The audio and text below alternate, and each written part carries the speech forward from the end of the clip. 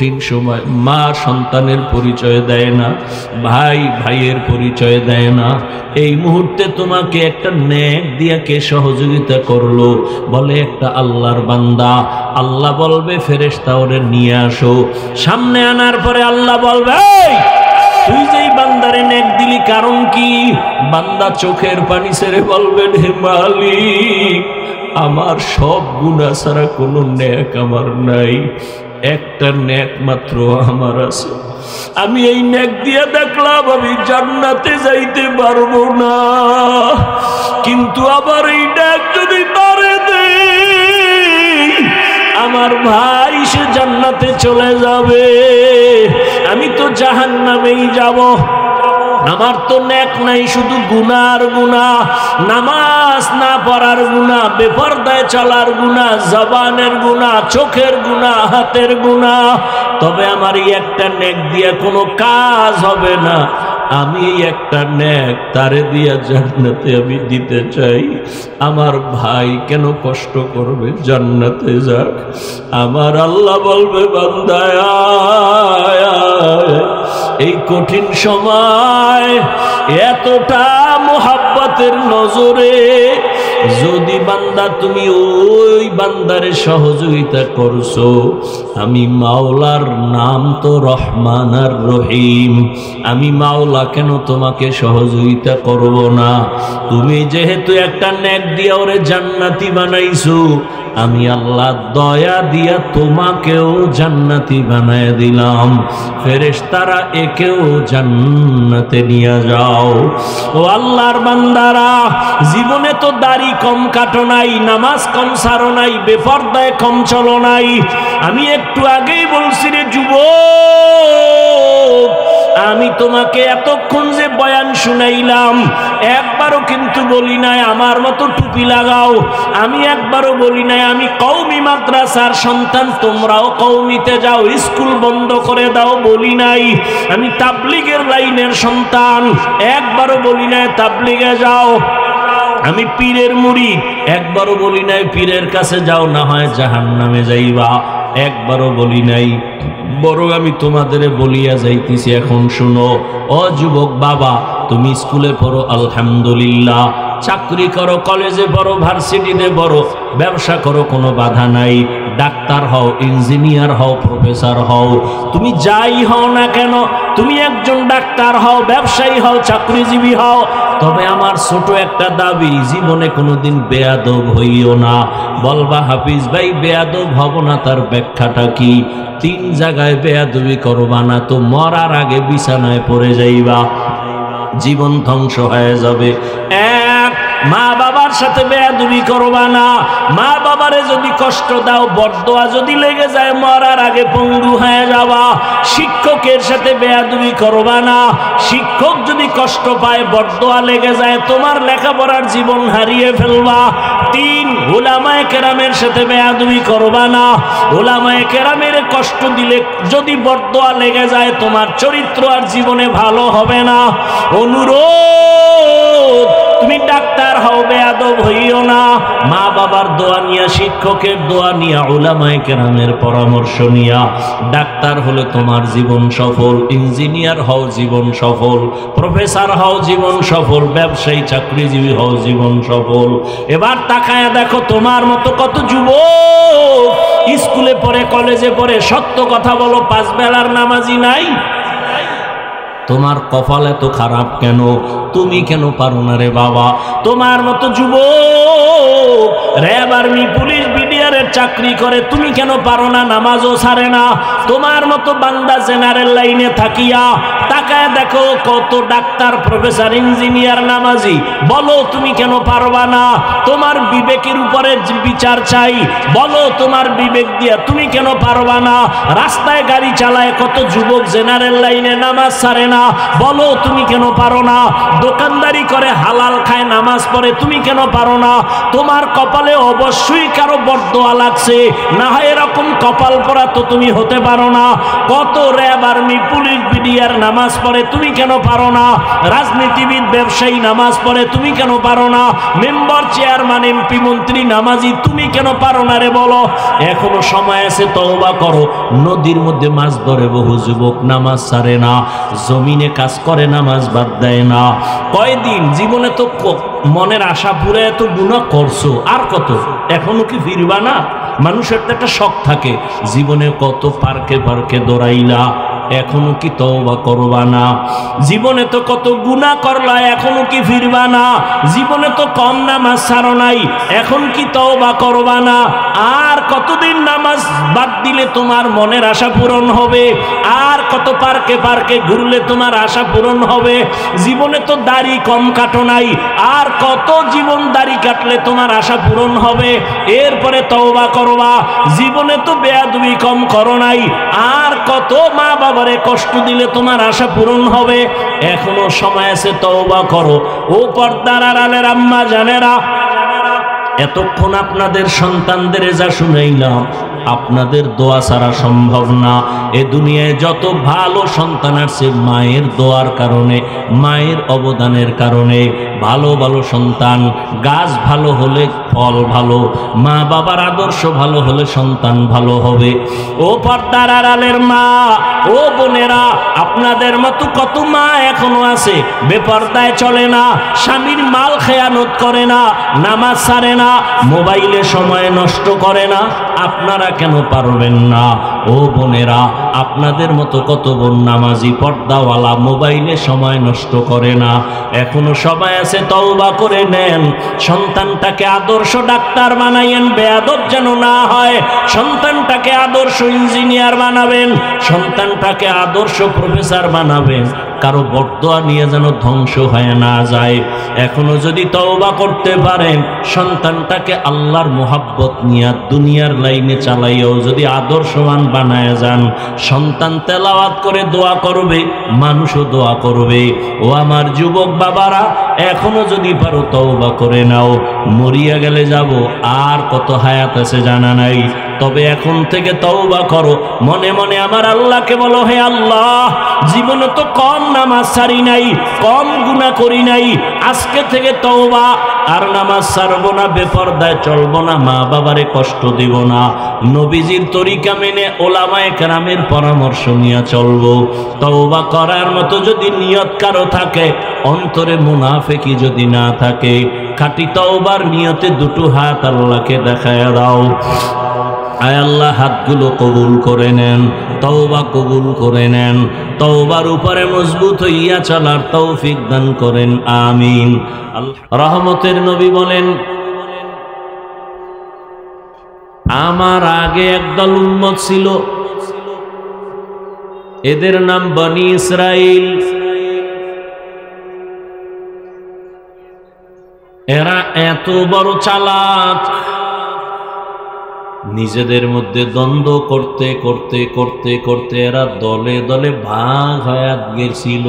ভাগ হতে হতে এরা ৭২ দল হয়েছিল। কয় দল? খুব খেয়াল করবেন। আমার উম্মতের আরো একদল বেশি হবে, কারণ আমার উম্মত আরো চালাক।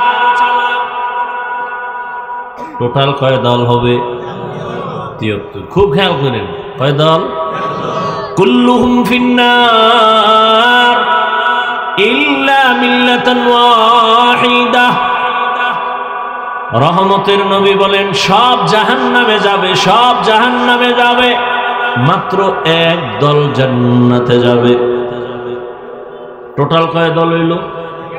সব জাহান্নামে যাবে, এক দল জান্নাতে। তার মানে এক দল জান্নাতে গেলে জাহান্নামী কয় দল?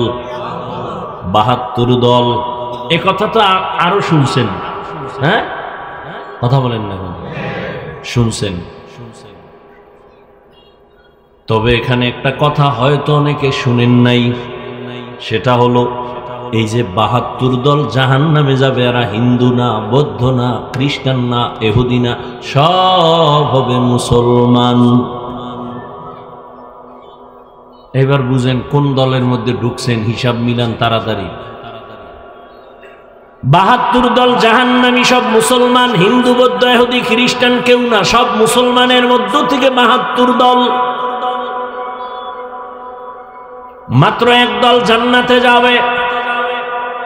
সাহাবায়ে কেরাম প্রশ্ন করলেন, ক্বালু মান হিয়া ইয়া রাসূলুল্লাহ ওয়া ফি রাওয়ায়াতিন মা হিয়া ইয়া রাসূলুল্লাহ, যেই দলটা জান্নাতে যাবে তাদের পরিচয় কি? ক্বালা মা আনা আলাইহি ওয়া আসহাবি, নবীজি পরিচয় দিয়ে বলছেন, খেয়াল করতেছেন তো? আল্লাহ কবুল করেন। রহমতের নবী বলেন, নবী যদি বলতেন আমি মুহাম্মদের যারা মানিয়া চলবা তারা জান্নাতি, এটা হইলেই তো, বললেই তো হতো, কিন্তু নবী এটা বলেননি। নবী বলেন আমি মুহাম্মদের আদর্শ যারা মেনে চলবে আর আমার হাতে গড়া সাহাবা এদের আদর্শ যারা মেনে চলবে তারা জান্নাতি। নবীজিরও মানবে, সাহাবায়ে কেরামের আদর্শ মানবে। মা আনা আলাইহি ওয়া আসহাবি, আমার আদর্শ সাহাবাদের আদর্শ দুটোটা যারা মানবে। শুধু নবী মানলে হবে না? না, হবে না। পদে পদে যদি খালি কয় নবী মানি সাহাবা মানি না, তাহলে ওই বান্দাটার জীবনে কোনো দিন মানা সম্ভব হবে না। ইসলাম তো সহজ, আপনি কঠিন বানান কেন? আপনি কঠিন বানান কেন?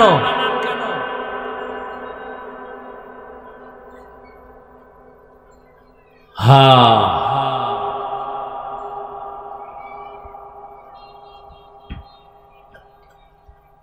কেউ যদি দুনিয়াতে এখন দেখেন নবী মানে কিন্তু সাহাবায়ে কেরাম মানে না, এরা মুসলমান ঠিক, তবে ৭২ দল জাহান্নামীর দলে।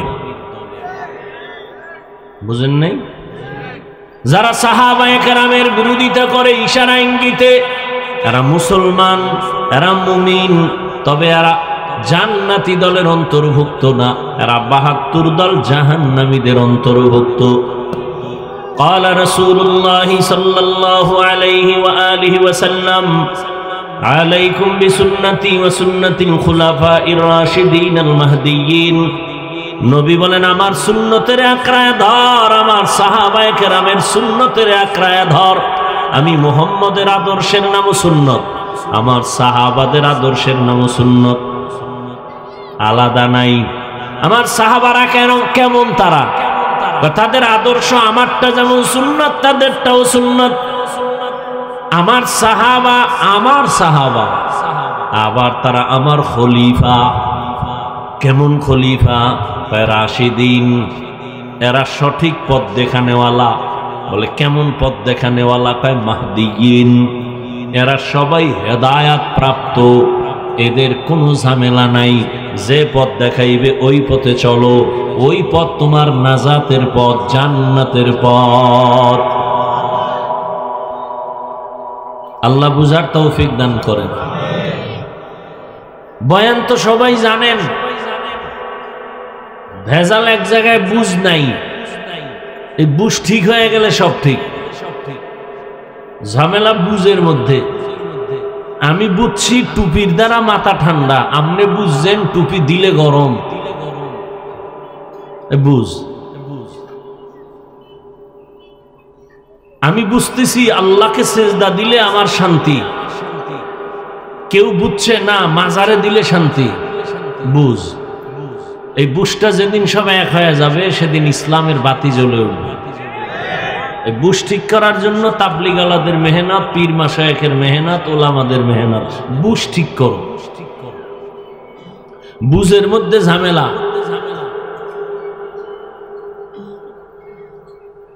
সবার মাথাও এক, ভেতরের মেমোরিও এক, জিবি কম বেশি। কি 1GB 2GB 4GB 8GB সব মেমোরির ডিজাইন কালার সব সমান, ভেতরের কারবার আলাদা। কি 1GBর ডিজাইন 2GBর ডিজাইন এক না? সব এক। ভেতরের কারবার কি এক? এক না। আমাদের সব মাথা এক, ভেতরের জীবী কম বেশি। রহমতের নবীর এক নজর দেখছে, সাথে সাথে কালেমা। যেই নবীর চেহারার দিকে নজর দিলে এক সপ্তাহের ক্ষুধা থাকে না। কেমন মায়ার নবী আমার! যারা মুবারকের দিকে মুহাব্বতে ঈমানের নজর দিবে তো জান্নাত ওয়াজিব হয়ে যাবে। সেই নবীরে একদিনের 2 দিন না, একবার দুবার না, 13 বছর দেখলো, বয়ান শুনলো, কালেমা পড়লো না। আর অন্যদিকে 27 বছরের যুবক তরবারি নিয়ে দৌড়ায় নবীকে জবাই করবে। কয় বছরের যুবক? 27 বছরের যুবক তরবারি নিয়ে যায় নবীরে জবাই করবে। রহমতের নবীর চেহারা দেখার পর তরবারি ফালায় বলে, রহমতের নবী আমাকে মাফ করে দেন, কালেমাওয়ালা মুসলমান বানায় দেন। 13 বছর নবীরে দেখে, বয়ান শুনে কালেমা ভরে না, এর নাম কপাল। আর 27 বছরের যুবক নবীজিরে জবাই করতে এসে কালেমা আলা হয়ে যায়, এর নাম কি? কপাল। বহুদিন ধরে এই প্রোগ্রামের প্রচারণা চলছে, সবাই আসতে পারে নাই। জরুরি কোনো কারণে যদি আসতে না পারে সওয়াব পেয়ে যাবে। আর একদল আসছে ঠিক, কিন্তু কপাল খারাপ, সুন্দর বেহেশতের বাগানে বসতে পারে নাই। বাগানে এরা কেউ মহিলা প্যান্ডেল তাওয়াফ করে, কেউ মার্কেটে ঘুরে আর তাজা তাজা কবিরা গুনাহ করে। নাই, এর নাম কপাল। আর একদল প্যান্ডেলে ঢুকছে, কিন্তু তাকে কপালটাও ভালো না, মোবাইল সামনে নিয়ে কলবের দরজা বন্ধ করে রাখছে, ওগো কপালটাও খারাপ। আল্লাহ হেদায়েত দান করুন। 24টা ঘন্টাই তো চট্টগ্রামের বাবারা মোবাইল নিয়েই তো মরো। 2 ঘন্টা প্যান্ডেলে আসছো বেহেশতের বাগানে, যেখানে বসার সাথে সাথে জীবনের গুনাহ মাফ।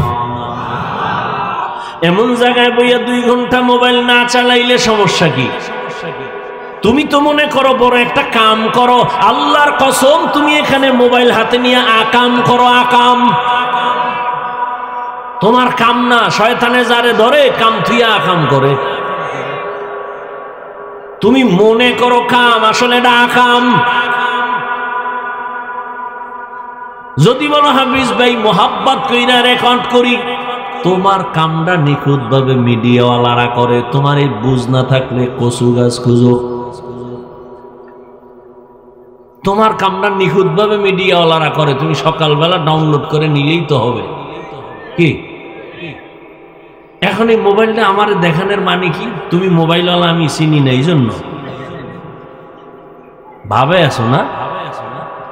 আল্লাহ হেদায়েত দান করুন। জিন্দেগি মে বন্দেগি তু করনা হে, जिंदगी में बंदगी तू करना है, जिंदगी बे बंदगी शर्मिंदा है, जिंदगी बे बंदगी शर्मिंदा है। यहाँ हम सब मुसाफिर दिल ना लगा, अहले दिल की नजर से रूह करता जा, यहाँ हम सब मुसाफिर दिल ना लगा, अहले दिल की नजर से रूह करता जा, शाह दौलत सब फकीर गर नेक ने है, शाह दौलत सब फकीर गर नेक नहीं, जिंदगी में बंदगी तू कर नहीं,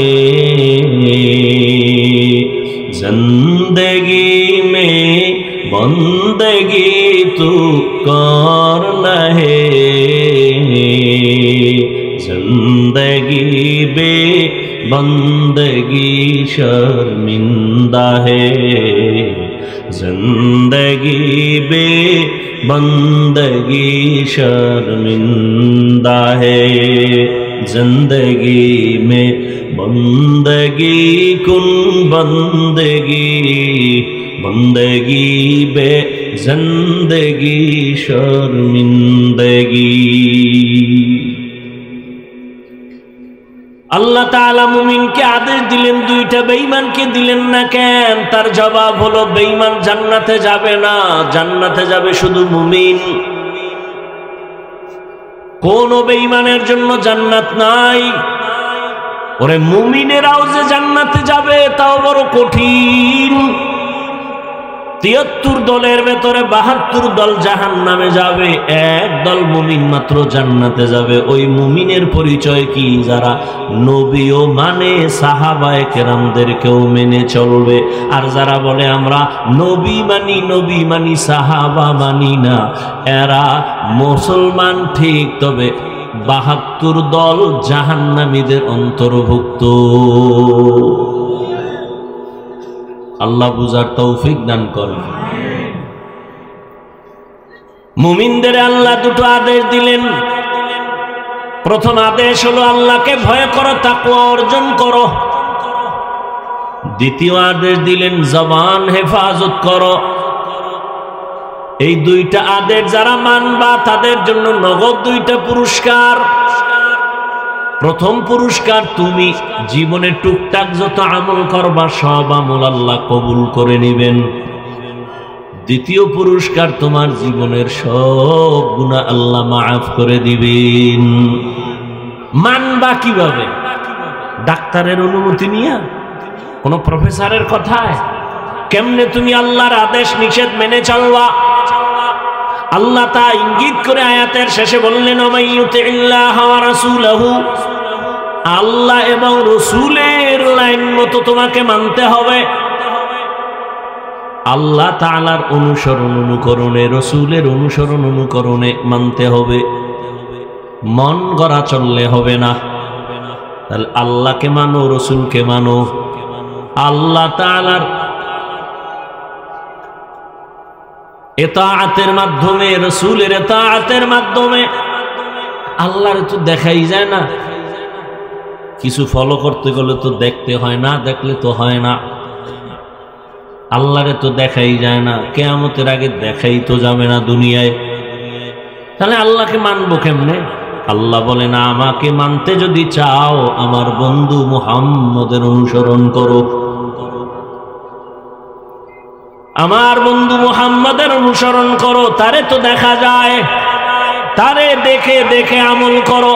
এজন্যই তো রহমতের নবী বলেন, সাল্লু কামা রাআইতুমুনি উসাল্লি, আমি যেমনে নামাজ আদায় করি এভাবে দেখে দেখে তোমরা নামাজ আদায় করো। আমি কেমনে পানি পান করি দেখে দেখে তুমিও ওভাবে পান করো। আমি কেমনে জুতা পরি দেখে দেখে ওভাবেই তুমি পরো। আমগো কপাল তো আরো খারাপ, আমরা আল্লাহরও দেখি নাই, নবীরেও দেখি নাই, সাহাবাদেরও দেখি নাই, আইম্মায়ে কেরামেরও দেখি নাই। কিয়ামতের আগে আর দেখা হবে না। জীবনে আবু হানিফা আসবেন না, পাবো না। ইমাম বুখারী পাবো না, ইমাম মুসলিম পাবো না, ইমাম শাফিঈকে পাবো না। আমগো উপায় কি? আল্লাহ বলেন, আমার বন্ধু মুহাম্মদের মানলে আমাকেই মানা হয়ে যাবে। কুল ইন কুনতুম তুহিব্বুনাল্লাহ ফাত্তাবিউনি ইউহিব্বুকুমুল্লাহ। নবীরে যদি মানো আমি আল্লাহকেই মানা হয়ে যাবে।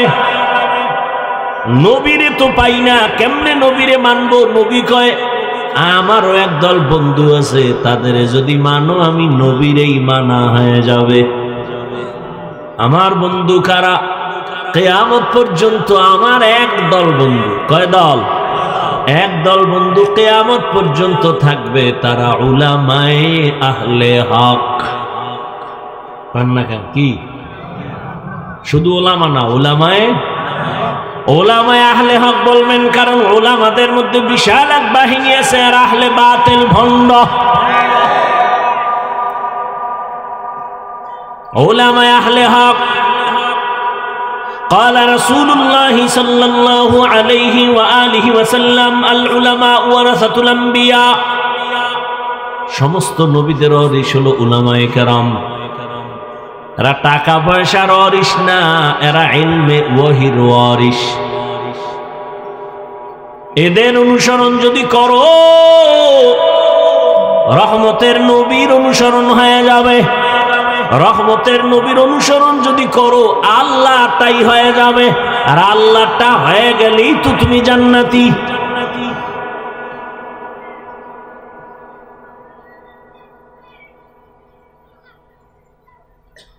আল্লাহ তাআলা বলেন, ভিন্ন কোন লাইনে তুমি যদি মানতে যাও, চলতে যাও, তোমার পদস্খলন চলে আসবে। ১৫০০ বছর আগে নবী বিদায় বেলা চ্যালেঞ্জ দিয়ে চলে গেছেন। قال رسول الله صلى الله عليه وآله وسلم تركت فيكم أمرين لن تضلوا ما تمسكتم بهما كتاب الله وسنة رسوله। রহমতের নবী বলেন, দুই জিনিস রেখে গেলাম, যদি ধরে রাখতে পারো ঈমানও যাবে না, সম্মানও যাবে না। ১৫০০ বছর ধরে আজকের দিন পর্যন্ত এই দুই জিনিস যাদের কাছে আছে, এরা আজও সম্মানে আছে, আজকেও সম্মানে আছে। আর যাদের কাছে এই দুই জিনিস নাই, এদের সম্মানও নাই, শান্তিও নাই। চেয়ারম্যানের চেয়ারের মেয়াদ শেষ, এমপির মেয়াদ শেষ, মন্ত্রীর মেয়াদ শেষ, এসপিডিসির মেয়াদ শেষ। আর কোরআনওয়ালা নবীর আদর্শওয়ালাদের চেয়ারের কোনো মেয়াদি নাই। শেষ কিসের? মেয়াদি তো নেই। ভালো করে মনে রাখবা, চট্টগ্রামের জ্ঞানী মুসলমান টাকা দিয়ে সম্মান কিনলে প্রথমে ফুলের মালা, ফাইনালে জুতার মালা। আর আমার আল্লাহর দেওয়া সম্মান যদি নেও, দুনিয়ায়ও বাদশাহ, পরকালেও বাদশাহ।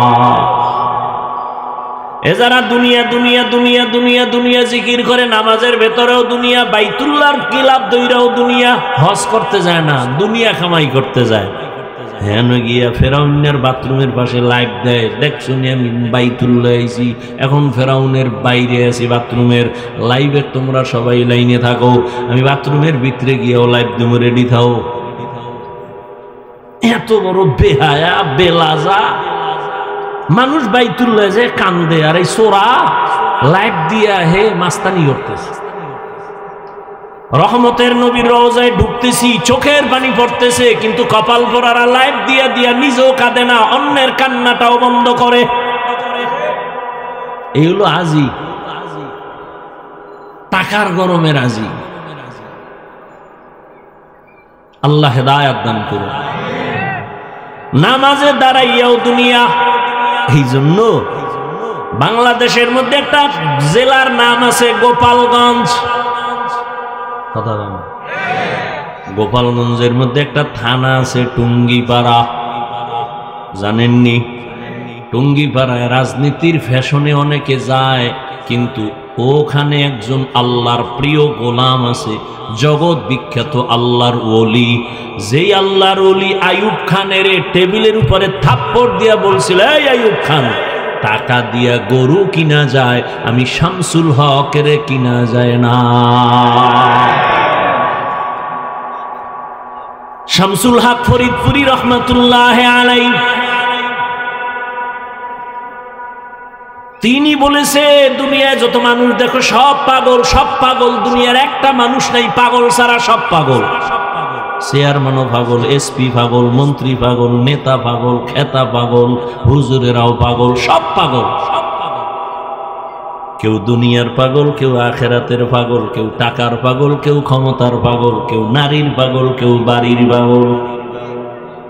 হাসানা যে যেই জিনিসের পাগল 24 ঘন্টাও নিয়ে জিকির করে ফিকির করে। যে নারীর পাগল, ও হাঁটতে চলতে উঠতে বসতে নারী, নারী স্বপ্নে নারী, উপরে নারী, দেখতে নারী, চোখের পলকে পলকে নারী। যে বাড়ির পাগল, তার ধ্যান খেয়াল বাড়ি বাড়ি বাড়ি। যে ক্ষমতার পাগল, সে নামাজে দাঁড়াইয়াও ক্ষমতা। ঠিক নেই?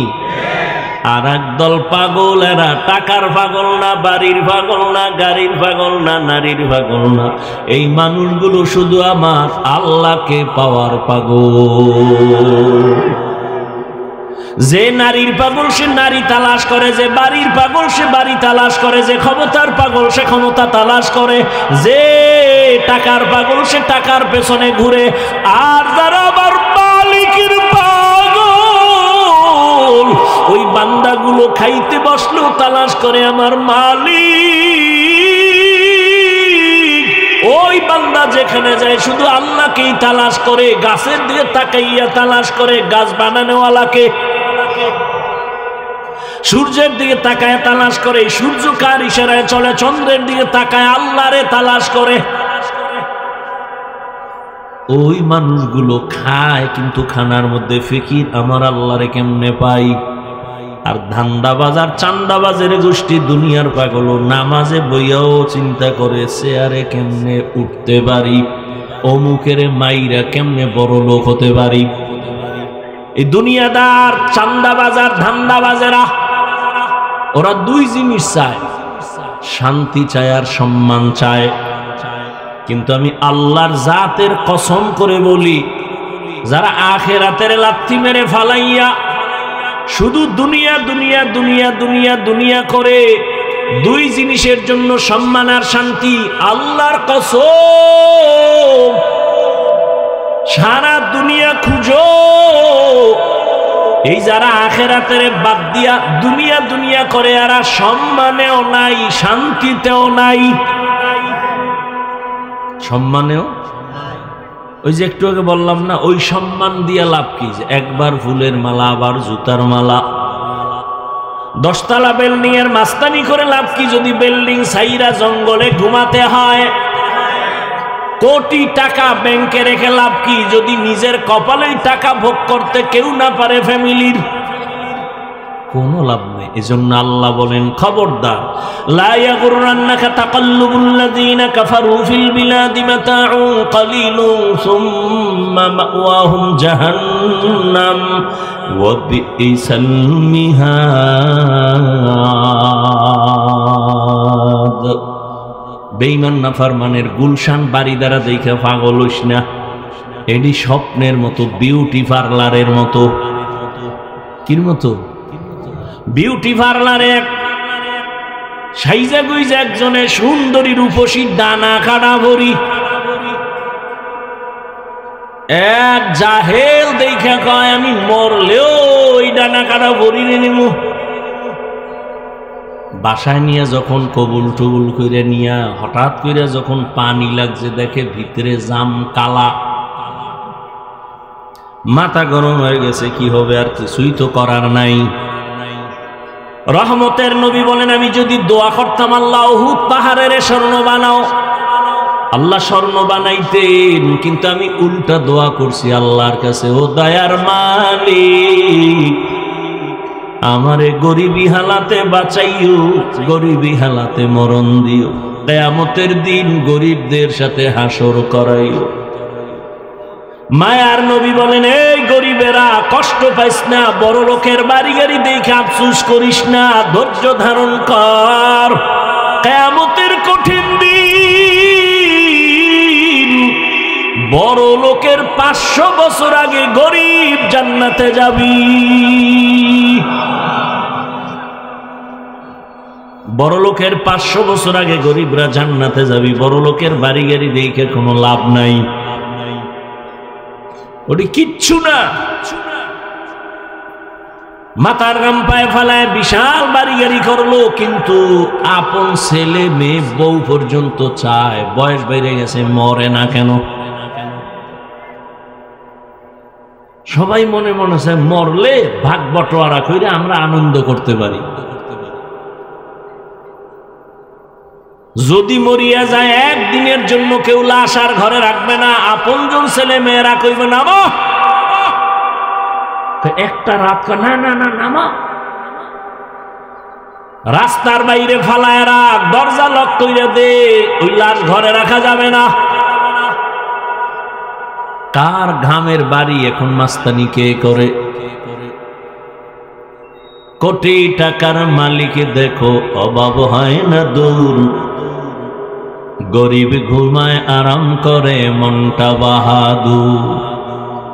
ফেরাউনের লাশটা দেখো মিশর জাদু ঘরে, খায় না মাটি পোকা মাছি সবাই ঘৃণা করে। হৃদয় থাকিবে যার নম্রতা সদা, রহমত আসিবে সেথা প্রভুর আদা। বড় বাড়াই থাকলে দিলে রহমত আসবে না, নিজেকে নিজে ছোট মনে করিও সদা। উঁচু জমিন থেকে পানি নিচু জমিনে যায়, তেমনি খোদার রহমত আসে নম্রতার হৃদয়। ভোগবিলাসের বাড়ি গাড়ি পরে রবে সব, ভোগবিলাসের বাড়ি গাড়ি পরে রবে সব। থাকতে সময় স্মরণ করো আল্লাহ আমার রব, থাকতে সময় স্মরণ করো আল্লাহ আমার রব। আমাদের রবকে ওই আল্লাহ আমার হায়াতের মালিক, রিজিকের মালিক, সম্মান দেয়ার মালিক। ঘুমের থেকে আমাকে কেউ সজাগ করতে পারে না। কে করেন? আল্লাহ যদি সজাগ না করেন দুনিয়ার কারো ক্ষমতা নাই ঘুমের থেকে সজাগ করবে। ঘুমের মানুষ তো সবাই মরা, আর দোয়াও তো বড়ি মরার দোয়া। আল্লাহুম্মা বিসমিকা আমুতু, ও আল্লাহ তোমার নামে মরতেছি। হ্যাঁ, এমন মরা মরছে, চোর ডাকাত ঢুইকা সব খুইলা নিয়ে যায়, টের পায় না কি পরিমাণ মরা। স্ত্রীর কানের অলংকার খুইলা নিয়ে গেছে, টের পায় না ঘুমের ভেতরে। হাতের ঘড়ি খুইলা নিয়ে যায়, টের পায় না। আল্লাহকে আমি যদি তোরে সজাগ না করতাম কেউ দুনিয়ায় তোরে সজাগ করতে পারতো না। আমি তোরে সজাগ করছি, তোর প্রতিদিন রাতের থেকে ঘুমাইয়া যখন তুই ওঠো তোর হায়াত নতুন বোনাস। প্রতিদিন তোরে নতুন নতুন হায়াত দেই, কিন্তু এরপর ওই হায়াত পাইয়া যারা গুনাহ ছাড়বে না, আমি আল্লাহ কিন্তু এক সময় তোর হায়াতের দরজা বন্ধ করে দেব। এখন তোর ডানে বামে অভাব নাই, এই বন্ধু ওই বন্ধু, কিন্তু কেউ তোর আপন না রে বাবা। ও আমার চট্টগ্রামের যুবক বাবারা, কার পেছনে ঘুরিয়া ঘুরিয়া নামাজ ছাড়ছো? কার পেছনে ঘুরিয়া কি পাওয়ার আশায় দাড়ি কেটে ফেলেছো? বলো, কি পাওয়ার আশায়? কিছু টাকা? যার পিছনে ঘুরিয়া নামাজ ছাড়ছো সে তোমার আপন না। স্বার্থে আঘাত লাগলে লেখা রাখ, দল থেকে নাম কাটবে না, কল্লা কেটে ফেলবে, লিখে রাখ। স্বার্থে আঘাত লাগলে ওই চান্দাবাজার ধান্দাবাজেরা দল থেকে নাম কাটে না, কল্লা কেটে ফেলে। বাইরের শত্রু লাগবে না, তোর কলিজার যে আপন সেই তোর ছুরি ধরবে গলায়। এর নাম সোনার বাংলার ধান্দাবাজি রাজনীতি। বাইরের দুশ্মন লাগবে না তোমারে মারার জন্য, তোমার দলের লোকই যথেষ্ট। স্বার্থে আঘাত লাগলে বলবে ওর কারণে আমার মনের আশা পূরণ হয় না, এটারে মাইনাস কর। কেমনে? কয় কর্মফুলিতে মাইনাস করে দাও, জীবন থেকে আলাদা করে দাও। এই বানায় বলতেছি, ওই পথে যারা চলো রেডি থাও। ঘর থেকে যখন নামবা মায়ের থেকে বিদায় নিয়ে নাইমো, যে মা ধান্দাবাজের পিছনে যাইতেছি তো, কাফুন লয়ে রেডি, দোয়া কইরো। সব চান্দাবাজার ধান্দাবাজ, একটার মধ্যে রহম নাই, মোহাব্বত নাই। আমি সেদিন বলছি পশু পশুর এই পরিমাণ ক্ষতি করে না, মানুষ নিমক হারাম মানুষের যেই পরিমাণ ক্ষতি করে। পশু পশুর এই পরিমাণ ক্ষতি করে না, মানুষ হইয়া মানুষের যেই পরিমাণ ক্ষতি করে। আল্লাহ হেদায়াত দান করুন। হ্যাঁ, আল্লাহ তাআলা বলেন আমি মুমিনের দুইটা আদেশ দিলাম, এক আল্লাহকে ভয় করো, দুই আদেশ হলো জবানের হেফাজত করো। জবানটারে হেফাজত কেন করবা? এখানে কানের হেফাজত করো বলেন নাই, চোখ হেফাজত করো বলেন নাই, পা হেফাজত করো বলেন নাই, হাত হেফাজত করো বলেন নাই, বলছে জবানটারে হেফাজত করো। হাদিসেও জবান হেফাজত করো, আয়াতেও জবান কন্ট্রোল করো। কারণ কি? জবান মারাত্মক আল্লাহর দেওয়া, একদিকে বড় এক নেয়ামত, অন্যদিকে জবান বড় মারাত্মক এক অস্ত্র। জবান এমন একটা নেয়ামত, তাকাইয়া দেখেন আল্লাহর কত বড় দেওয়া নেয়ামত এই জবান। আমি মানুষ না পশু? আমার জবান আমার পরিচয় দেয় আমি মানুষ, আমার জবান পরিচয় দেয় আমি আলেম, আমার জবানের আওয়াজ পরিচয় দেয় আমি ভালো না খারাপ, ঠিক না? হাত পরিচয় দেয় কি? দেয় জবানে পরিচয় দেয়। আল্লাহর কত বড় নেয়ামত জবান। এই যে আমি মাউথ সামনে নিয়ে কথা বলতেছি, মেশিন আমার কথা টেনে ইউনিটের মাধ্যমে হর্ন থেকে কথা বের করে দেয়।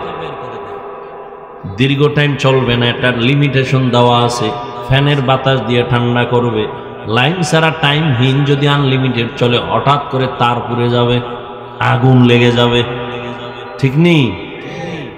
প্রত্যেকটা জিনিসের একটা লিমিটেশন আছে।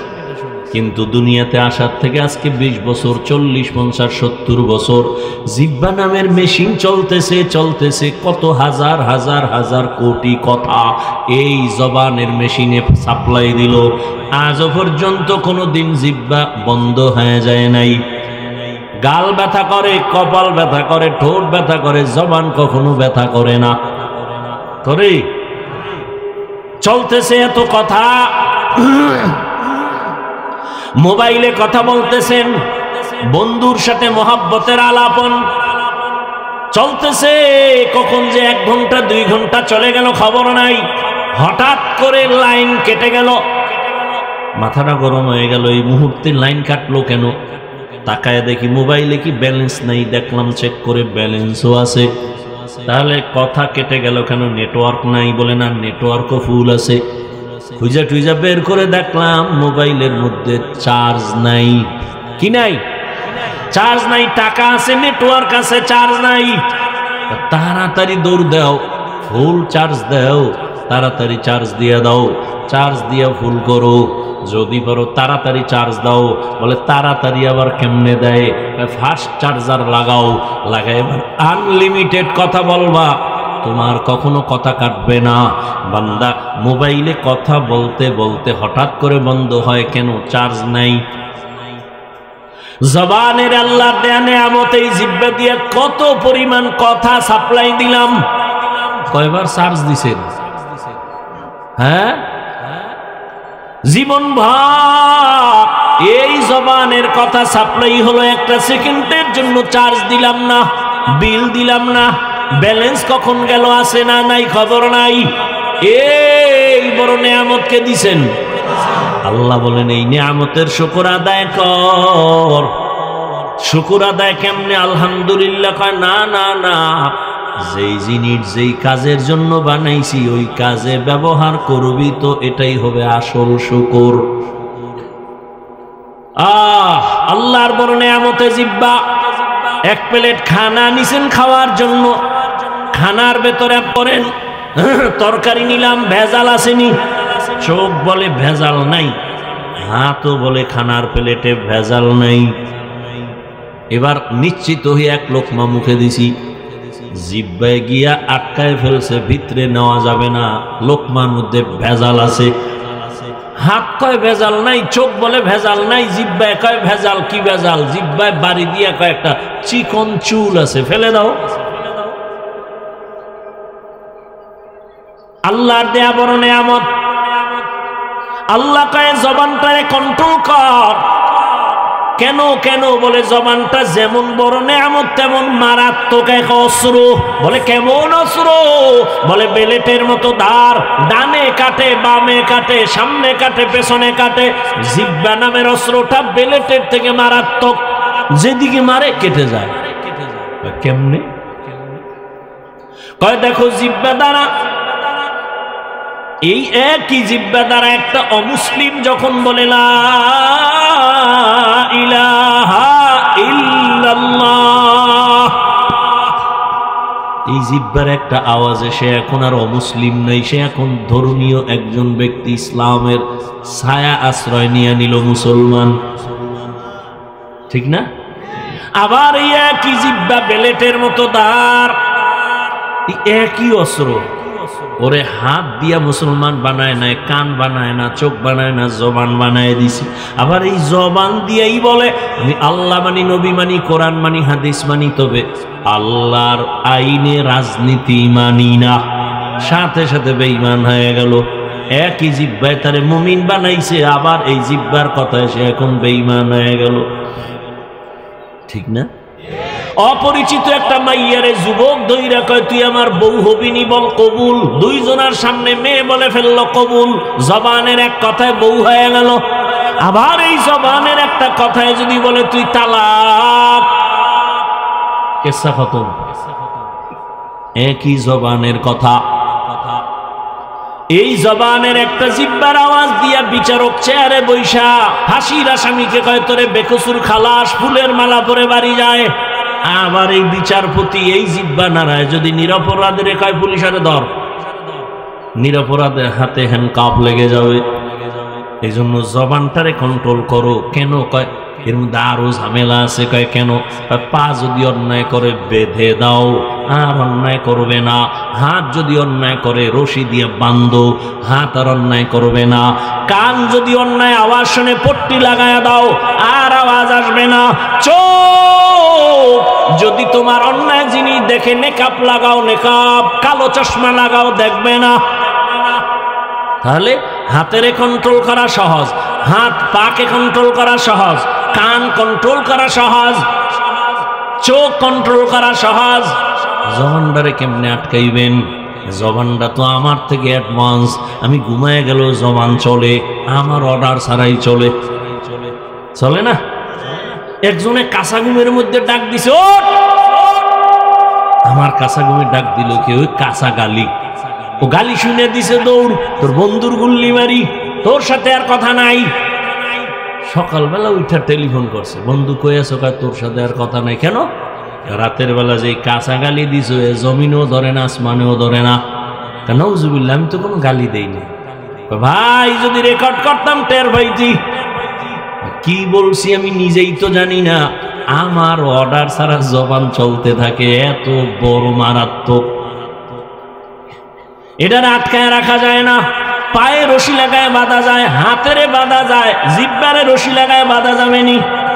হ্যাঁ, রাতের বেলা পাঠানের বাড়ি আর এক পাঠান আইছে চুরি করতে। এক পাঠানের বাড়ি আর এক পাঠান রাতের বেলা ধইরেই পাও দুইটা খুঁটির সাথে বান্ধা গেছে থানায় খবর নিয়া। যাই ওসি সাহেব, আমার বাড়িতে চোর ঢুকছে, তাড়াতাড়ি আসেন, নিয়ে আসেন থানায়, আমি বেঁধে রাখছি। তো ওসি কয় এর কেমনে বাঁধছো? এর পাও দুইটা খুঁটির সাথে বেঁধে দিছি। আপ বাঁধছো? কয় না। তুই কি তার ছেড়া? তুই যে চোরের পাও দুইটা বাঁধলি, হাত বাঁধলি না? এ যদি রশি খুইলে চলে যায়। ও মাথা গরম হয়ে গেছে। হঠাৎ করে কয় না ওসি সাহেব টেনশন নাই, ও পাঠান আমিও পাঠান, আমার মাথায় যেহেতু ঢুকে নাই ওর মাথায়ও ঢুকবে না। ওসি সাহেব হাদিয়া পাওয়ার লোভে দৌড়। হাদিয়া পাওয়ার লোভে ওসি যে দেখে সেই কুলের বলদ এখনো খুঁটির গোড়ায় বইয়েই রয়েছে। ওই অবস্থা। পা অন্যায় করে বেঁধে দাও, আর অন্যায় করবে না। হাত বেঁধে দাও, অন্যায় করবে না। চোখ আটকানো যায়, কান আটকানো যায়, জবান কেমনে আটকাবা? রশি দিয়ে বাঁধা যায় না। কষ্টেপ লাগাও, চলবে না। সুপার গুল লাগাও, চলবে না। কেন? বলে জিহ্বা এমন একটা রহমতের নেয়ামত যে অল টাইমের সাথে পানি লাগানো থাকে। যদি পানি না থাকে মানুষগুলো পাগলের মতো হয়ে যায়, জিহ্বা শুকাইয়া যায়। ডাক্তার তাড়াতাড়ি কয় ডায়াবেটিস বেড়ে গেছে, একটু চিনি খাও, মিষ্টি খাও। 24 ঘন্টা জিহ্বার মধ্যে আল্লাহ একটা পানি দিয়ে রাখছে, এটা বড় নেয়ামত। এই যুবকের আমগো হুজুর গো কথা তো মানবি না, কপাল পড়ছে। রাতের বেলা ঘুমাইয়া সকালে উঠা বাসি মুখে 1 গ্লাস পানি পান করবি, কুলি কইরা ফালাবি না, ওই জিহ্বার লালা সহ পুরা পানি পান করবি। তোর পেটের জন্য এটা ঔষধ। আমি হুজুরে বললে মানবি না, চিকিৎসা বিজ্ঞানীরা বলছে, এইবার দেখ মানবি কিনা। চিকিৎসা বিজ্ঞানীরা বলছে জিহ্বার লালা শরীরের জন্য এটা ঔষধ। সকালবেলা ওই লালাটা পানি সহ 1 গ্লাস পানি পান করে ফেলো, কুলি করে ফালাইবা না। ডান হাতের আঙ্গুলটা বের করিয়া চেহারার মধ্যে যত তোমার রোগ থাকে জিহ্বা থেকে একটু লালা নিয়া 3 বার বিসমিল্লাহ বলে লাগায় দাও, চেহারার কোনো গোড়া থাকবে না। তবে সারা রাত্র মোবাইলে আকাম কইরা যদি গোড়া উঠাও, এটা যাবে না। সারা রাত যারা দরজা জানালা আটকাইয়া মোবাইল সামনে নিয়ে জেনা করো, জেনা, চোখের জেনা, চোখের জেনা, কানের জেনা, জবানের জেনা, অন্তরের জেনা, মোবাইল সামনে নিয়ে সারা রাত কবিরা গুনাহ, কবিরা গুনাহ, কবিরা গুনাহ। ঘরে ঘরে জেনা চলে, মা বাবায় মোবাইল, ছেলে মোবাইল, মেয়ে মোবাইল। ওরে যুবক, এই মোবাইলের কারণে তোর কিডনি দুর্বল, হার্ট দুর্বল, মেধা দুর্বল, চোখের পাওয়ার নাই, তোর কানের পাওয়ার নাই, চরিত্র তো নাই, ওই তুই মানুষই না, তোর মধ্যে কিচ্ছু নাই। আছে একটা রূহ, আজরাইল এটা ধাক্কা দিয়ে নিয়ে গেলে তুইও নাই। আমারটা তো মানবি না, ঠিক না? তো চিকিৎসা বিজ্ঞানীরা কইলে কি করবি? আজকে বাসায় যায় গুগলে সার্চ দিবি, টাচ মোবাইল দেখলে শরীরের অঙ্গ প্রত্যঙ্গের কি কি ক্ষতি হয়, ওখানে চিকিৎসা বিজ্ঞানীরা ডিটেলস লিখে রাখছে। আল্লাহ হেদায়েত দান করুন। লেখাপড়া নাই, চরিত্র নাই, মায়ে এই মোবাইলকে কেন্দ্র করে মায়ের সাথে বেয়াদবি, বাবার সাথে বেয়াদবি, শিক্ষকের সাথে বেয়াদবি, আলেমের সাথে বেয়াদবি। এই আকামের এক মোবাইল। এই মোবাইলের কারণে মায়ের টাকা চুরি করছো, বাবার টাকা চুরি করছো। মা বাবায় যখন দেয় না বন্ধুর পকেট মারছো, বন্ধু যখন দেয় না তখন দোকান চুরির ষড়যন্ত্র করছো। ও আমার কলিজার যুবক বাবারা, এই নিজের জীবনটা এভাবেই নষ্ট করে ফেলতেছো, বড় দুঃখ। বাঁচতে চায় অনেক দিন, কিন্তু যেই অস্ত্র লয়ে ঘুরে, মানে তাড়াতাড়ি মরার অস্ত্র, হঠাৎ করে ব্রাস্ট হয়ে যাবে, মরে যাবে। চোখের পাওয়ার কমতেছে, কানের পাওয়ার কমতেছে, হার্ট দুর্বল হইতেছে, ব্রেন দুর্বল হইতেছে, চরিত্র শেষ, লেখাপড়া নাই, সব শেষ। বাঁচতে চায় বেশি, কিন্তু অ্যাটম বোম হাতে লয়ে চলে যে তাড়াতাড়ি মরবে। আর এক মরণের ফাঁদ হইল বাইক। নতুন মরণের ফাঁদের নাম কি? বাইক। ওইটার উপরে উঠলেই শরীর থেকে শুধু আগুন বের হয়। কি এর শীত? চাদর মাদর ফালায় দেয়, কোনো শীত নাই। ওটা বইলেই খালি আগুন, শরীর গরম। পেছনে যদি বিপরীত কোনো পার্স থাকে তো আরো আগুন। দৌড় একদিকে দিয়ে ধাম করে বইরা, বাইক একদিকে, ও আর একদিকে রক্তক্ষরণ হচ্ছে। টেলিফোন, বাবা লাশ নিয়ে যাও। বাঁচতে চায় বেশি, কিন্তু যে আকাম করে দ্রুত মরার। জানিয়ে চলো যুবক বাবা, দ্রুত মরবা, সেই ফন্দি নিয়ে চলতেছে। বলার দায়িত্ব আমার, মানবা কিনা সে দায়িত্ব তোমার। চাও বাঁচতে, কিন্তু জানিয়ে চলো, এটি তাড়াতাড়ি মরার বুদ্ধি, আর কিছুই না। মরণস্ত্র নিয়ে হাঁটতেছ। আল্লাহ হেদায়েত দান করুন, আল্লাহ হেদায়েত দান করুন। রাগ করতেছেন যুবক বাবারা? আমি কিন্তু কাউকে এখানে হুজুর বানাইতে আসি নাই, ভয়টাই ভাইও না যে আপনি আমাকে কি হুজুর বানাইবেন না, ভুলেও না। কোনো টেনশন নেই, বরং হুজুর যাতে না হও সেই বুদ্ধি দিয়ে যাবে। বইও হ্যাঁ, জবানকে হেফাজত করো। কেমন হাত কন্ট্রোল করা যায়, পা কন্ট্রোল করা যায়, চোখ কান কন্ট্রোল করা যায়, জিহ্বা কন্ট্রোল কেমনে করি, কষ্টে লাগবে না। আল্লাহ কয় এই জিহ্বা দিছি আমি, বড় নিয়ামত, এটারে দুনিয়ার কোন অস্ত্র দিয়ে আটকাইতে পারবি না। আমি আল্লাহ দয়া করে একটা মেডিসিন দিছি আমি, ওইটা ব্যবহার কর, জিহ্বাটা কন্ট্রোল হয়ে যাবে। আমার দেওয়া মেডিসিনের নাম হলো তাকওয়া। हर के दारन खौफे हक़दार दिल मदाम जन्नतुल मअवा हद ओ रामकाम जुज़बा हक़ची ज़े मखाअज़ इंसुजा फज़ले उ आमस्ते दर जुमला जहां। ও আমার কলিজার যুবক বাবারা, ও পর্দার আড়ালের মা বোনেরা, ও বৃদ্ধ বাবাজিরা, গতকাল দেখলাম পয়গম্বরের এক হাদিস, হাসরের ময়দানে এই জমিন হবে কিয়ামতের মাঠ, আর বাইতুল্লাহর পাশে আরাফার ময়দান হবে আল্লাহর স্টেজ, বিচারের আদালত। এই পুরা জমিনটাই হবে কিয়ামতের মাঠ। আরাফার ময়দান কেউ বলে না, বাইতুল মাকদিস সিরিয়া হবে আল্লাহর আদালত। মানুষগুলো সব উলঙ্গ দাঁড়াবে, নারীরাও উলঙ্গ দাঁড়াবে, পুরুষেরা উলঙ্গ দাঁড়াবে। আম্মা জান আয়েশা রাদিয়াল্লাহু তাআলা আনহা দেখেন আমার নবী হুজরায় বসে বসে কান্না করেন গুনগুন করে। রহমতের নবী কান্না দেখে আম্মা জান আয়েশা ভয় পেয়ে গেলেন, কোনো বেয়াদবি না জানি হয়ে গেল, কারণ আমার বয়স তো অনেক কম। আম্মা জান আয়েশা আসতে গিয়া রহমতের নবীর বলেন, ইয়া রাসূলুল্লাহ বেয়াদবি হয়ে গেল নাকি, মাপ চাই। না তো কাঁদেন কেন, বেয়াদবি হবে কেন? বলে আমার বয়স তো কম, 6 বছর বয়সে আপনার সাথে বিবাহ, 9 বছর বয়সে আমি আপনার ঘরে আসছি। আম্মা জানের 6 বছর বয়সে নবীর সাথে বিয়া হলো, 9 বছর বয়সে নবীজির ঘরে আসলেন। 18 বছর যখন আম্মা জানের বয়স, রহমতের নবী তখন বিদায় নিলেন।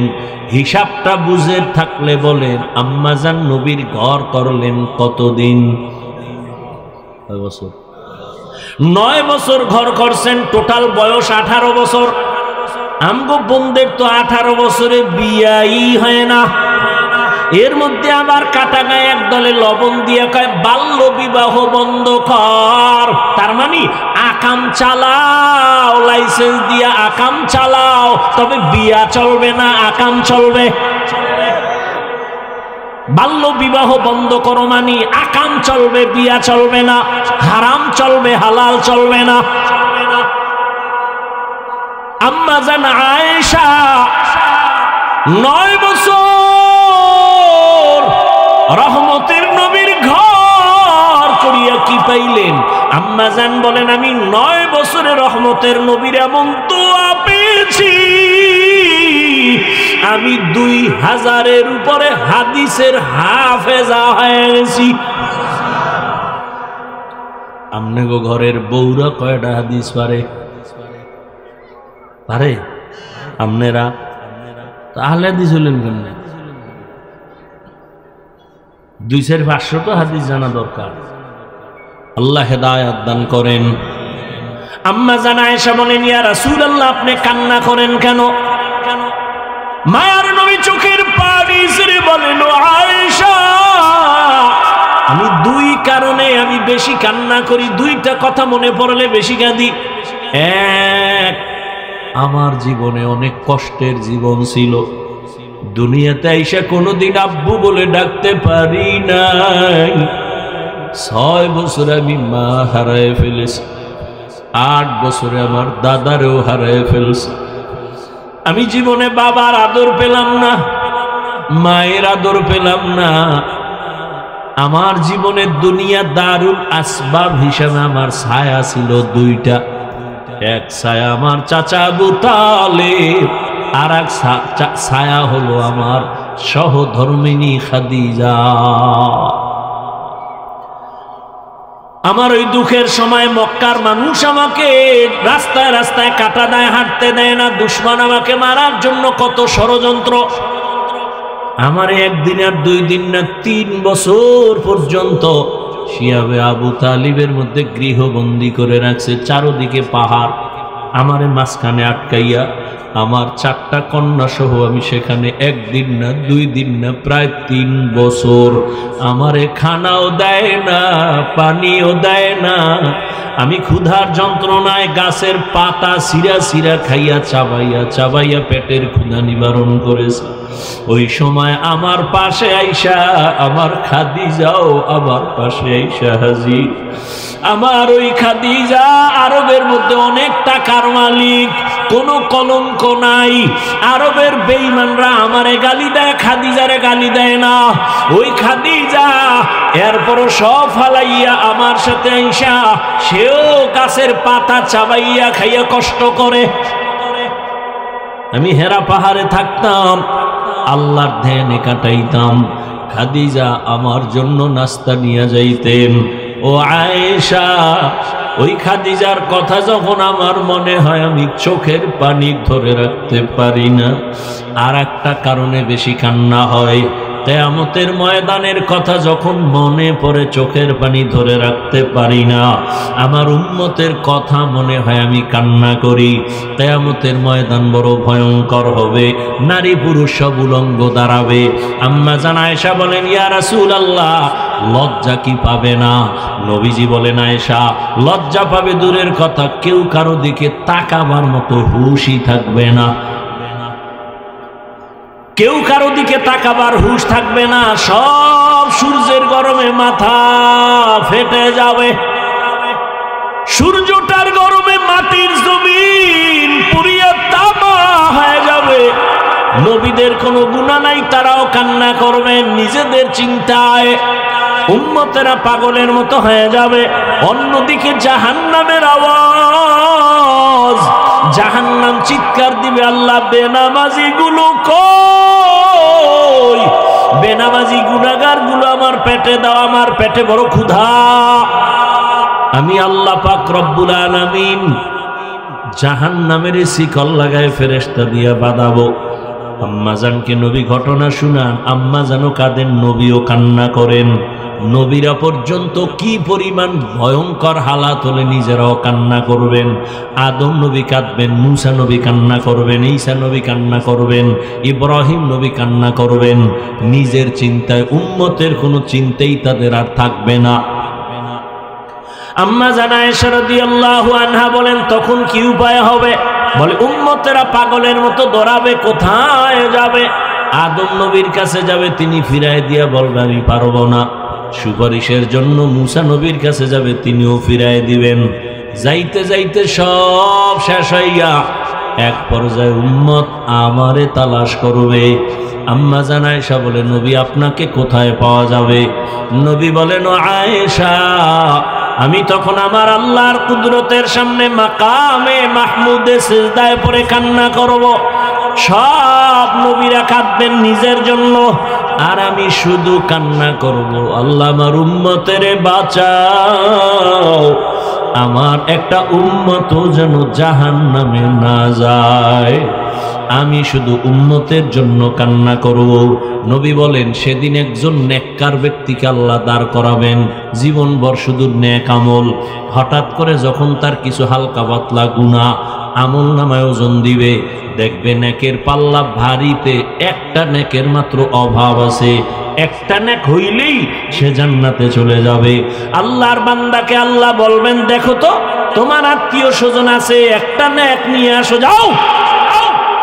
দেখো এই হাসরের মাঠে একটা নেক কে তোমাকে দেয়? আল্লাহর বান্দা তখন দৌড়াবে হাসরের ময়দানে।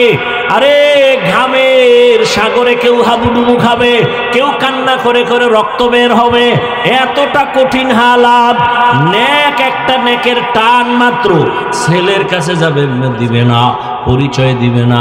হঠাৎ কইরা একজন আল্লাহর বান্দা বলবে, এই দাঁড়াও, তুমি দৌড়াও কেন? কয় ভাই তুমি কি বুঝবা? কয় হ বলো। আমার একটা নেকের টান আছে, যদি একটা নেক পেয়ে যায় আমি জান্নাতে যাব। এইবার ওই লোকটা কয়, আমার জীবনের সব গুনাহ আর গুনাহ, একটা নেক আছে, এইটা তুমি নিয়ে যাও। কারণ আমার একটা নেক দিয়ে তো জান্নাতেও আমি যাইতে পারবো না, আমার গুনাহ অনেক বেশি। অতএব আমি নেকটা রাইখা লাভ কি? তোমারে দিয়ে দেই, তুমি জান্নাতে যাও। যখন ওই বান্দা এক নেক দিবে, আল্লাহর বান্দা একটা দৌড় মারবে আদালতে গিয়া বলবেন, হে আল্লাহ, একটা নেক আমার অভাব পূরণ হয়ে গেছে। আল্লাহ বলবে, এই নেকটা তোমার এই মুহূর্তে কঠিন সময়, মা সন্তানের পরিচয় দেয় না, ভাই ভাইয়ের পরিচয় দেয় না, এই মুহূর্তে তোমাকে একটা নেক দিয়া কে সহযোগিতা করলো? বলে একটা আল্লাহর বান্দা। আল্লাহ বলবে, ফেরেশতা ওরে নিয়ে আসো। সামনে আনার পরে আল্লাহ বলবে, তুই যেই বান্দারে নেক দিলি কারণ কি? বান্দা চোখের পানি ছেড়ে বলবেন, হে মালিক, আমার সব গুনাহ ছাড়া কোনো নেক আমার নাই, একটা নেক মাত্র আমার আছে। আমি এই নেক দিয়ে দেখলাম আমি জান্নাতে যাইতে পারবো না, কিন্তু আবার এই নেক যদি তারে দেই, আমার ভাই সে জান্নাতে চলে যাবে, আমি তো জাহান্নামেই যাব। আমার তো নেক নাই, শুধু গুনাহ আর গুনাহ, নামাজ না পড়ার গুনাহ, বেপরদায় চলার গুনাহ, জবানের গুনাহ, চোখের গুনাহ, হাতের গুনাহ। তবে আমার এই একটা নেক দিয়ে কোনো কাজ হবে না। আমি এই একটা নেক তারে দিয়া জান্নাতে আমি দিতে চাই। আমার ভাই কেন কষ্ট করবে? জান্নাতে যাক। আমার আল্লাহ বলবে, বান্দা এই কঠিন সময় এতটা মোহাব্বতের নজরে যদি বান্দা তুমি ওই বান্দারে সহযোগিতা করছো, আমি মাওলার নাম তো রহমান আর রহিম, আমি মাওলা কেন তোমাকে সহযোগিতা করব না? তুমি যেহেতু একটা নেক দিয়া ওরে জান্নাতি বানাইছো, আমি আল্লাহ দয়া দিয়া তোমাকেও জান্নাতি বানায় দিলাম। ফেরেশতারা একেও জান্নাতে নিয়ে যাও।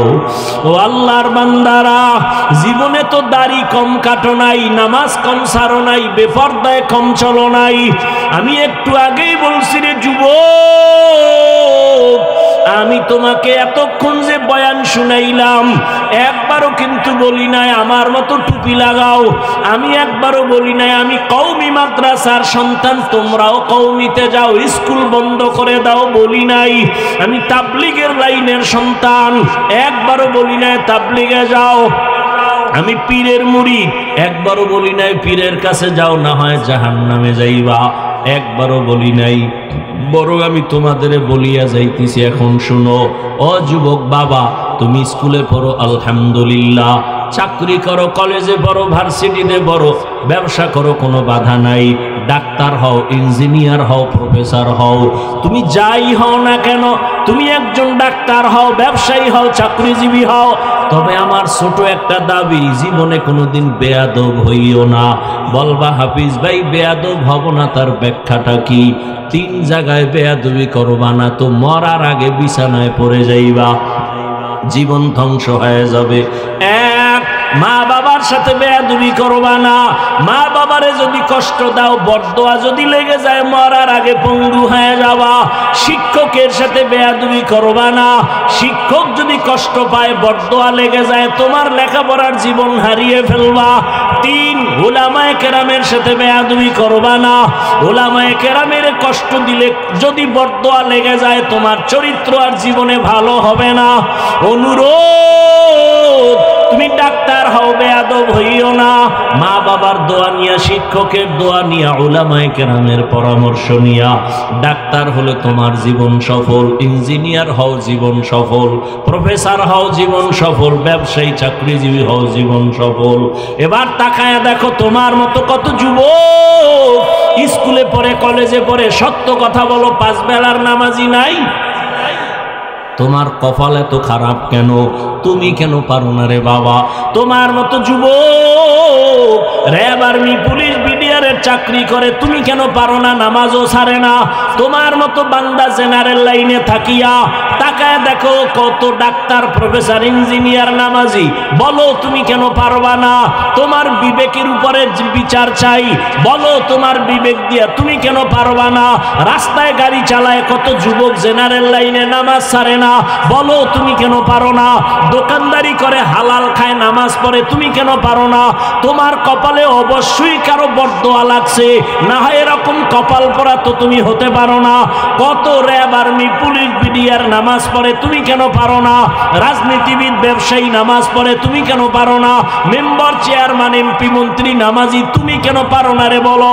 এখনো সময় আছে, তওবা করো। নদীর মধ্যে মাছ ধরে বহু যুবক, নামাজ ছাড়ে না, জমিনে কাজ করে, নামাজ বাদ দেয় না। কয়দিন জীবনে তো মনের আশা পুরে এত গুনাহ করছো, আর কত? এখনো কি ফিরবা না? মানুষের তো একটা শখ থাকে, জীবনে কত পার্কে পার্কে দৌড়াইলা, এখনো কি তওবা করবা না? জীবনে তো কত গুনাহ করলা, এখনো কি ফিরবা না? জীবনে তো কম নামাজ ছাড়ো নাই, এখন কি তওবা করবা না? আর কতদিন নামাজ বাদ দিলে তোমার মনের আশা পূরণ হবে? আর কত পার্কে পার্কে ঘুরলে তোমার আশা পূরণ হবে? জীবনে তো দাড়ি কম কাটো নাই, আর কত জীবন দাড়ি কাটলে তোমার আশা পূরণ হবে? এরপরে তওবা করবা। জীবনে তো বেয়াদবি কম করো নাই, আর কত মা বাবারে কষ্ট দিলে তোমার আশা পূরণ হবে? এখনো সময় আছে, তওবা করো। ও পর্দার আড়ালের আম্মা জানেরা, এতক্ষণ আপনাদের সন্তানদের যা শুনাইলাম, আপনাদের দোয়া ছাড়া সম্ভব না। এ দুনিয়ায় যত ভালো সন্তান আছে, মায়ের দোয়ার কারণে, মায়ের অবদানের কারণে ভালো ভালো সন্তান। গাছ ভালো হলে ফল ভালো, মা বাবার আদর্শ ভালো হলে সন্তান ভালো হবে। ও পর্দার আড়ালের মা, ও বোনেরা, আপনাদের মতো কত মা এখনো আছে বেপর্দায় চলে না, স্বামীর মাল খেয়ানত করে না, নামাজ ছাড়ে না, মোবাইলে সময় নষ্ট করে না। আপনারা কেন পারবেন না? ও বোনেরা, আপনাদের মতো কত বোন নামাজি, পর্দাওয়ালা, মোবাইলে সময় নষ্ট করে না। এখনো সবাই আছে, তওবা করে নেন। সন্তানটাকে আদর্শ ডাক্তার বানাইয়েন, বেয়াদব যেন না হয়। সন্তানটাকে আদর্শ ইঞ্জিনিয়ার বানাবেন, সন্তানটাকে আদর্শ প্রফেসর বানাবেন। কারো বরদোয়া নিয়ে যেন ধ্বংস হয়ে না যায়। এখনো যদি তওবা করতে পারেন, সন্তানটাকে আল্লাহর মোহাব্বত নিয়ে দুনিয়ার লাইনে চালাইয়াও যদি আদর্শবান বানায় যান, সন্তান তেলাওয়াত করে দোয়া করবে, মানুষও দোয়া করবে। ও আমার যুবক বাবারা, এখনো যদি পারো তওবা করে নাও। মরিয়া গেলে যাব, আর কত হায়াত আছে জানা নাই, তবে এখন থেকে তওবা করো। মনে মনে আমার আল্লাহকে বলো, হে আল্লাহ, জীবনে তো কম নামাজ ছাড়ি নাই, কম গুনাহ করি নাই, আজকে থেকে তওবা, আর নামাজ ছাড়বো না, বেপরদায় চলবো না, মা বাবারে কষ্ট দিব না, নবীজির তরিকা মেনে ওলামায়ে কেরামের পরামর্শ নিয়ে চলবো। তওবা করার মতো যদি নিয়ত কারো থাকে, অন্তরে মুনাফিকি যদি না থাকে, খাঁটি তওবার নিয়তে দুটো হাত আল্লাহকে দেখায়া দাও। আয় আল্লাহ, হাতগুলো কবুল করে নেন, তওবা কবুল করে নেন, তওবার উপরে মজবুত হইয়া চলার তৌফিক দান করেন, আমিন।